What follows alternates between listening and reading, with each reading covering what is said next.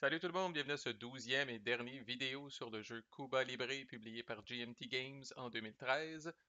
Dans ce vidéo, nous allons faire la revue des cartes Pro Syndicate. Alors, Wannabe Gangsters, vous êtes au bon endroit.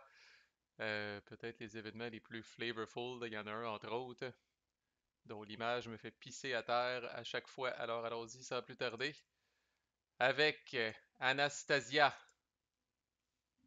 Alors, soit qu'on ferme tous les casinos à la Havane, et que le syndicat perd 5 de ressources.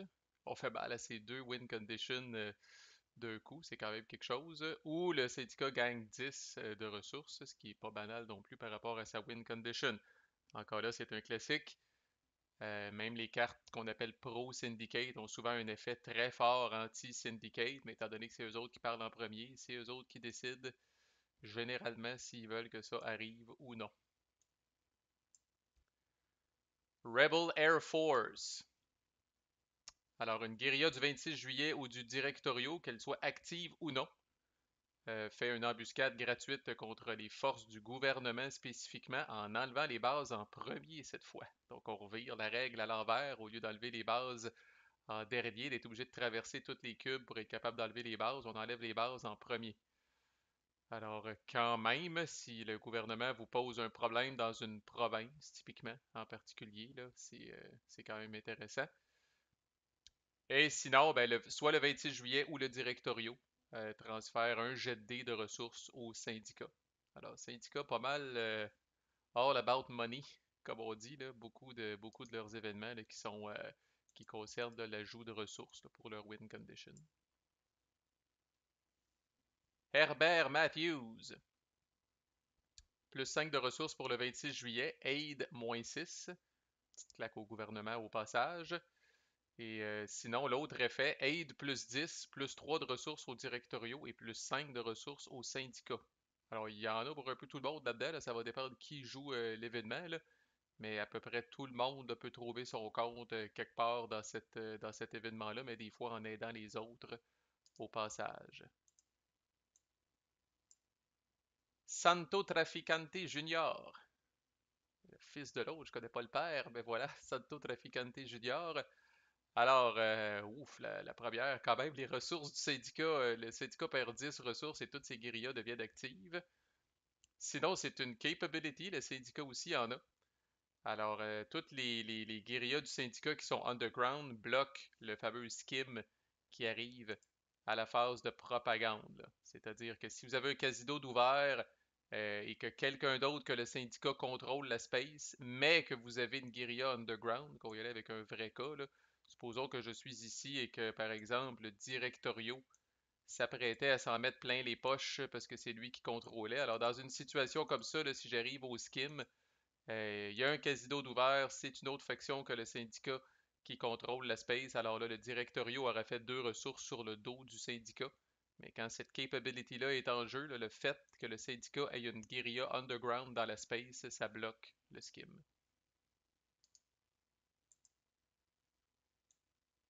Meyer Lansky. Alors, dans une même space, vous pouvez transférer le cash entre n'importe quelle guérilla ou cube. Peut être intéressant peut-être pour faire des deals ou si jamais quelqu'un via un événement, quelqu'un autre que vous comme syndicat, là, via un événement, s'est ramassé du cash, vous pouvez redonner ça à un autre propriétaire. Et sinon, l'effet alternatif, le syndicat peut relocaliser les casinos n'importe où. Et tous les casinos ouvrent. Juste avant une phase propagande, peut-être, là, ça peut être majeur, là. C'est assez. Ben, on peut rouvrir des casinos, là, des fois, en flobant un marqueur de cash puis tout, là. Mais quand même, que tous les casinos ouvrent d'une shot, là. C'est avant une phase propagande, des fois pour la win condition du syndicat, ça peut être quelque chose. Et que dire de les relocaliser? Normalement, vous êtes assez limité. Bâtir un casino, bon, soit via des événements, sinon il faudrait que ce soit une space qui est contrôlée soit par le gouvernement ou par vous comme syndicat, là. Mais là, d'être capable de les relocaliser pas mal n'importe où, ça peut être très intéressant. Évidemment, le within stacking veut dire qu'on n'outrepasse pas la limite de 2 casinos par space, évidemment. Sinatra. Overpriced Star. Alors, les ressources, le syndicat perd 6 de ressources. Ou sinon, très intéressant, du jamais vu ou presque dans les coins, vous placez un casino ouvert à la Havane, peu importe le stacking. Alors, on pourrait potentiellement avec ça se retrouver avec 3 casinos à la Havane. Et vous placez un marqueur de cash avec de la police, s'il y en a, à la Havane. Alors, il a fallu graisser un peu les forces de l'ordre pour être capable d'ouvrir un troisième casino potentiellement, Frankie's Show. Alors, il pourrait y avoir 3 casinos à la Havane, qui est pas un mauvais endroit pour en avoir, là, mais j'ai 3 casinos ouverts. Souvent, la Havane est contrôlée par le gouvernement, là, sans surprise, là. Alors, 3 casinos ouverts là, des fois, ça peut faire 6 de ressources au gouvernement dans le skim de la phase de propagande, mais quand même, c'est votre win condition d'avoir des casinos ouverts, alors que voulez-vous? Fat Butcher. Alors, on a toutes sortes de surnoms de petits beaux doux dans ces cartes-là. Alors, vous fermez un casino ou vous réduisez le aid de 8. Puis sinon, l'effet alternatif, là, le syndicat fait encore là une embuscade gratuite. Syndicat qui, normalement, je le rappelle, via ses opérations ou ses special activities, n'a pas l'option d'attaquer ou d'embusquer, là. Avec l'événement, c'est faisable. Donc, le syndicat fait une embuscade gratuite avec une de ses guérillas qui est underground et peut ouvrir un casino qui était fermé.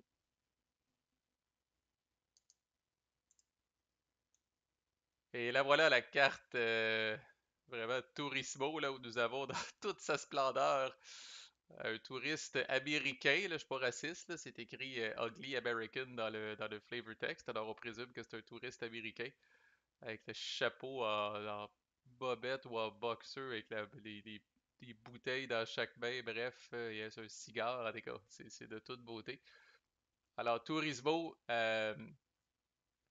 oui, ça contre le gouvernement, là, aïe aïe. Le support descend d'un niveau vers neutre dans chaque space où il y a un casino. Alors, comme gouvernement, vous allez souhaiter qu'il n'y en ait pas tant que ça, là, mais sinon, je veux dire, même au début de la game, là, même au début de la game, là, dans le fond, là, c'est les trois spaces qui ont un casino ont du support, alors ce serait descend d'un niveau et descend d'un niveau. Alors, mine de rien, là, le gouvernement vient de perdre, je pense qu'il commence à 17, là. Le gouvernement vient de perdre 9 de support juste d'une shot. Et à moins d'événements, ça lui coûterait 12 de ressources pour remettre ça comme il faut. Puis encore là, ça y prend le contrôle, puis ça y prend des troupes, puis ça y prend de la police, aïe aïe. Et sinon, le gouvernement et le syndicat gagnent 3 ressources par space où il y a un casino ouvert et de la police. Ça peut être une belle source de revenus pour les deux factions, gouvernement et syndicat, là. S'il y a beaucoup de casinos ouverts accompagnés de police, ça peut être très bon. L'offensive de la mafia. Alors, le 26 juillet, où le Directorio font une opération limitée gratuite en traitant une pièce du syndicat comme étant une des pièces de leur faction. Fait que là, il y a toutes sortes d'affaires. Si c'est une guérilla que vous prenez, ben là, vous pourriez faire comme opération limitée, vous pourriez faire de la terreur, mais avec une guérilla du syndicat. Alors, vous exposez même pas vos guérillas. C'est cette guérilla-là du syndicat qui va devenir active, puis qui va faire la terreur, mais qui va faire la terreur selon les règles de votre faction le 26 juillet ou le directorio. De façon un peu fuckée aussi, là, probablement que vous pourriez faire un rally avec un casino ouvert en traitant ça comme une base du 26 juillet ou du directorio pour être capable de faire un rallye plus efficace avec que de juste placer une guérilla là, en utilisant le fameux casino là, comme une base du 26 juillet ou du directorio avec cet événement-là. Et sinon, dans le fond, une capability du syndicat. Alors, le syndicat, dans le fond, gagne une nouvelle special activity qui est le assassinate du directorio et peut même l'utiliser, peu importe la quantité de police dans la space, là. Fait que là, c'est comme si on prenait textuellement ça ici, là, le assassinate qui normalement est exclusif au directorio et qu'on l'ajoutait au player aid du syndicate, tout en enlevant le prérequis là, qui dit que normalement, il faut que ce soit bon, une space sélectionnée pour de la terreur, ça c'est encore le cas. Où les guérillos du directorio outnumber la police, c'est comme si ça c'était scratché. Alors, pas besoin que les guérillas du syndicate outnumber la police, là. Faut juste que ce soit une space sélectionnée pour la terreur, puis le syndicat va pouvoir le faire.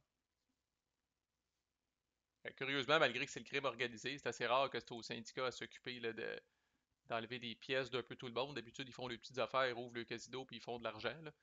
Mais bon, c'est une capability de plus. L'anneau.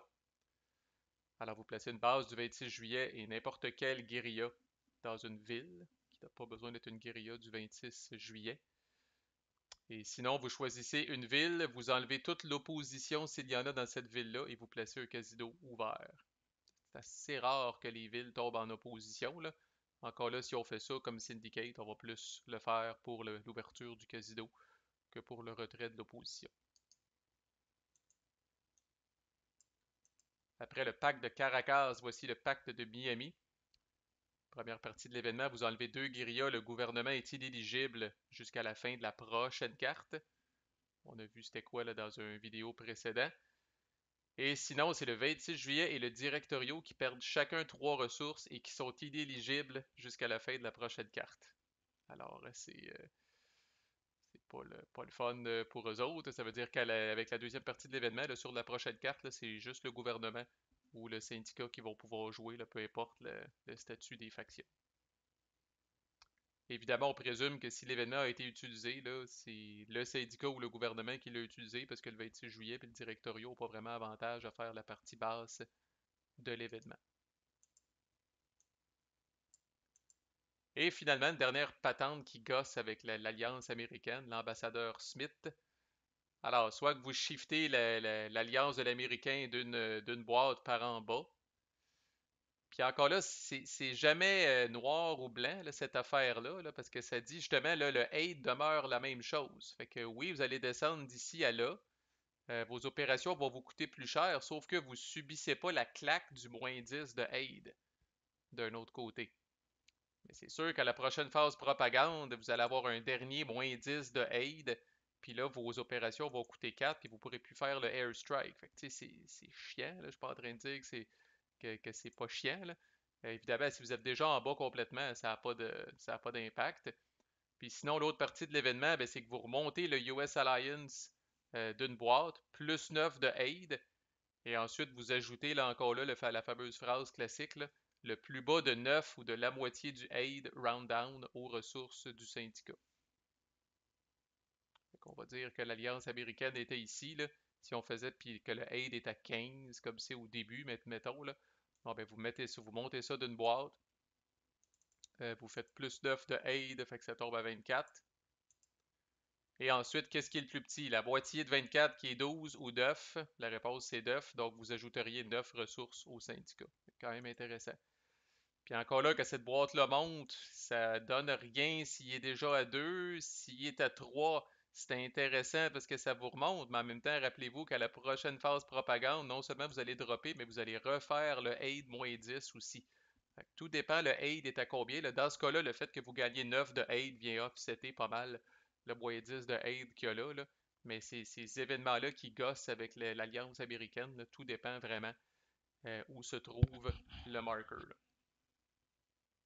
Puis combien il y a d'aide, quelle est la situation en ressources du gouvernement, combien de temps qui reste à la game, etc. Alors voilà, encore là, c'est avec un pincement au cœur que nous laissons derrière nous.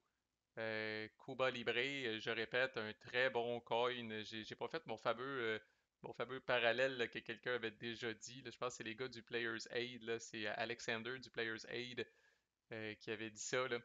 Euh, c'est une expression consacrée, là, mais un knife fight in a phone booth. OK? Donc, un combat au couteau d'une cabine téléphonique, là, on peut s'imaginer comment est-ce qu'on est à l'étroit là-dedans, là.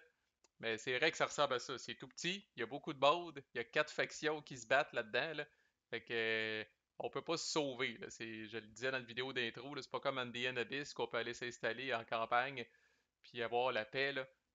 Dans Cuba Libre, là, on dirait là, toutes les spaces sont très très proches, toutes les factions peuvent se nuire vraiment facilement. C'est court, c'est probablement le moins de space de toutes les coins qui sont sortis à date, le plus petit deck de toutes les coins qui sont sortis à date, surtout si on considère, là, c'est sûr que toutes les coins ont des versions plus courtes, là, mais si on considère même la full game dans Cuba Libre, des fois est équivalente à un scénario court. dans un autre coin. Je le répète, c'est définitivement le meilleur pour initier vos amis au système. Commencez par celui-là, puis faites un petit détour vers Andean Abyss. Après, si les gens ont aimé, puis honnêtement, si votre gang de jeu a aimé, là, vous en avez probablement pour des années à vous garder occupé, là, parce qu'il en sort quasiment plus qu'on peut les jouer. Anyway, c'était le traitement de Cuba Libre. Si vous avez aimé le style, le niveau de détail dans lequel on va, n'hésitez pas à regarder là, les autres playlists. On est rendu avec quand même pas mal de jeux sur la chaîne. Puis je vous croise peut-être ailleurs. À plus.